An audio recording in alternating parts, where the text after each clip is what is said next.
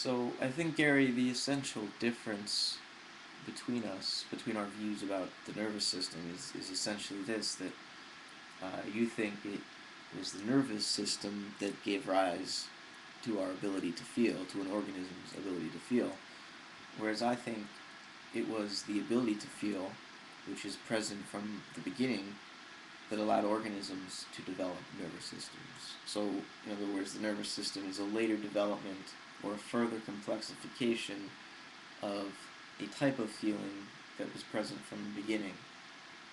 Um, from the first cell, we don't even have to go to the level of molecules and atoms and particles.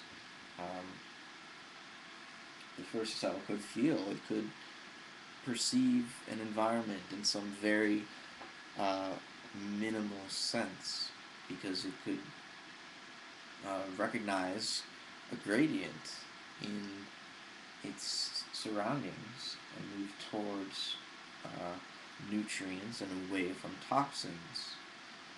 So there is sentience presence there, and it's that original sentience that, by attempting to grasp more and more of its surroundings and come to know more and more of the outside world, this original feeling develops a nervous system. It begins to couple with itself. Um, and it does this, it takes billions of years for this process to work itself out. Um, and in the process, life has all along, by feeling the world, it's been changing the world, changing the composition of the atmosphere, creating land, uh, our oceans, and maintaining the tectonic uh, flow of the continents, and all of this happens because life exists. If life was never born, the Earth would not be recognizable to us today. Um, the continents themselves are a side effect of a couple billion years of life on this planet. So, by feeling, life changed the world, but then began to change itself by developing this internal nervous structure, this nervous system. And it took a couple billion years, but it ended up with mammals, and then higher primates, and then human beings. And somehow we can have conversations and philosophize about the truth, and what's good, what we ought to do, and so forth. It's kind of astonishing. And,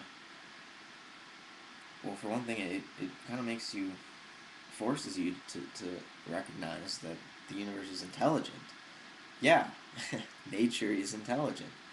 Um, that seems to be a given because it evolves.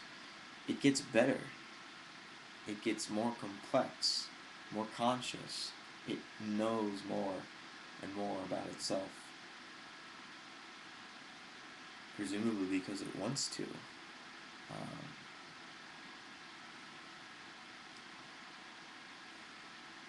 you know, it's easy to say that life evolves based only on its desire to survive, and that survival is somehow the only prerequisite for life.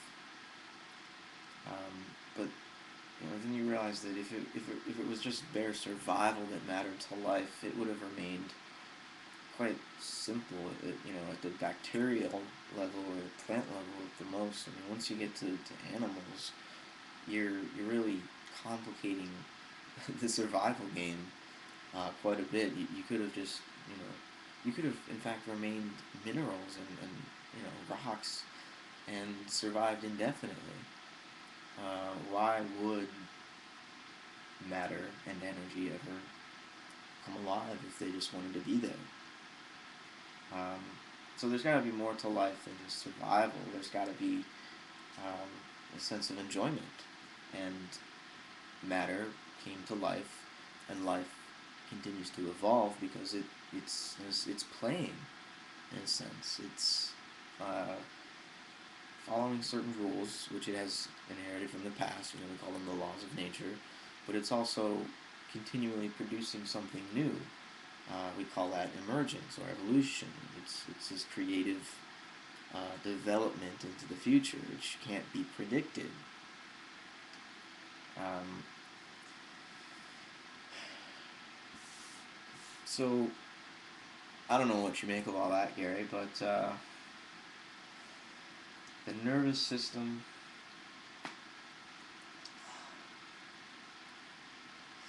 is one of many systems composing you and I and the planet, everybody else on the planet. And I wouldn't say consciousness exists only in that nervous system. I wouldn't say that I or you only experience your own consciousness, which is restricted and contained in your skull and that never leaves except when you die, and then it doesn't really leave, it just disappears. I wouldn't say that. No, I don't think there's such a thing as a consciousness in a vacuum. You're not contained in here.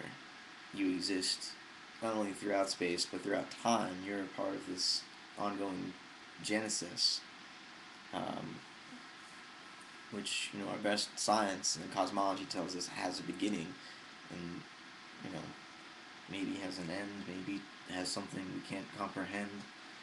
Um, I don't know, but it's a genesis. We are a history and a continual creation. Um,